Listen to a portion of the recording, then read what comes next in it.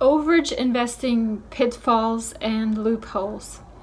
Hi, my name is Julia M. Spencer. I'm a real estate advisor, investor, and your #1 source for real estate advice online. Thank you for having checked out my YouTube channel here. Make sure you subscribe. Also go to my website, juliamspencer.com, at the bottom of this video right here, and subscribe to my newsletter. And with this video, I want to talk about a couple more pitfalls of overage investing and some loopholes, if you could call them that. I had a question from a subscriber, and I'm going to read the question to you actually. His name is Mark, and I'm just going to read it, and we're going to talk about it here for a second. Hello, I reviewed your YouTube video about overage investing. It was great and helpful. I searched online for my local counties, Fulton and Gwinnett counties in Georgia. This is up in closer to Atlanta. Each county outlined they do not accept paperwork from a power of attorney or recovery companies on behalf of the property owner. They outlined only a personal attorney of property owner can submit paperwork for the property owner. Is there a loophole or a way around this issue? Do you have any recommendation or ideas? Alright, so here is a couple things. I'm going to answer this question right here with this video before I actually type the answer to this person.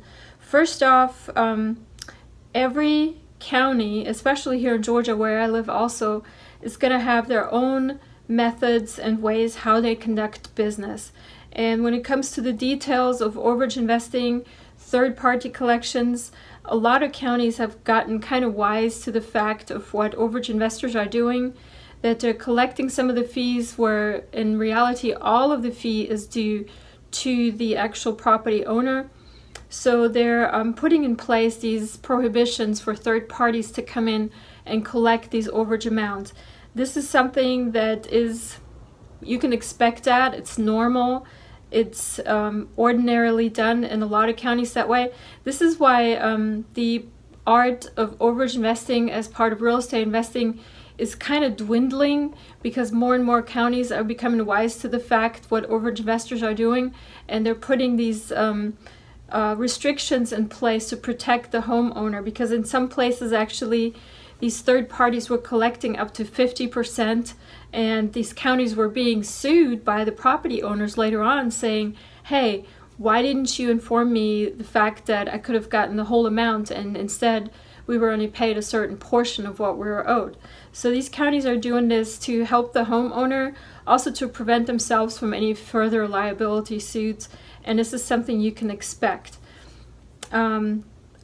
I would recommend to this subscriber, this question person, Mark Brown, to ask the officials at these counties to provide you with the Georgia statutes, the actual laws where this is written in stone, or some sort of regulation. And if the regulation does not exist, nothing prevents you from still acting as a third party to collect these funds for the homeowners. But if there's a statute, a rule or a law, a regulation that exists, then you have to follow it. Now, mind you too that it could not be a state law, it could be a local city law or some sort of local regulation. In any case, whenever the county officials make these kinds of statements, you should be able to follow up with them and ask them exactly where this regulation is, where it prohibits you as a third-party investor to go in and collect these funds for your customers, for the homeowners. The next recommendation I have is, again, you checked only 2 counties. I would recommend to check more counties. Like I said, not every county is going to follow the same rules. Different counties do it different ways. Here in Chatham County where I live, I could very easily go in as a third party and collect for my investors here, for my previous homeowners if I wanted to get into that.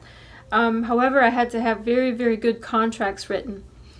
In other counties, what I've found is that to prevent from all these wild contracts being written by all these overage investors that are all over the place, the counties have actually already created the contracts for the third-party investor for this collection agency, or you call it a recovery company here. and you can just get the forms and download them from their website or ask the officials of the counties to give you those forms. And once you fill them out precisely as it states in there, then you are within the law and you can collect as a third party. There's other counties that actually capped your collection amount on overages, so that you cannot collect more than maybe a few % of what is owed to the homeowner, which kind of a lot of times makes it unfeasible for you to pursue those, because if the amount is so small, it might not be worth your time, especially if there's other liens against the property which have to be satisfied first before you as an overage investor can collect any kind of amount. The last option I have for you is if you require the personal attorney of the property owner, then another option is to work with the property owner to hire a personal attorney to do that. Again, it kind of eliminates the need for you as a third-party collector or recovery company, because if the original owner has already hired an attorney on their behalf and they're already paying them, then why should they be paying you? However, you can go in and see if you can make some sort of deal with a personal attorney or somebody who specializes in that kind of line of business, and kind of go in for a lot of overages and kind of try to fill that pipeline with maybe a couple of hundred of them and see how many will fall out. And the fact that you, as the third-party investor, third-party recovery company, do all the research for the attorney just puts a signature on whatever paperwork that you prepared, and you give the attorney a cut. So as I stated, you can skin the cat many different ways here. You have to be kind of inventive and kind of creative in your approach here, and you have to of course adjust your approach to your local area. So those are the recommendations. Again, in summary, check out some different counties, check out to see where this legislation is and if it's actually in fact no kidding legislation that you have to follow. And third, go ahead and see if you can find a personal attorney that will work with you on many of these. So I hope that answered the question. If it didn't, feel free to send me another message. You can also leave comments at the bottom of this video, and make sure that you subscribe to my newsletter, as I just mentioned.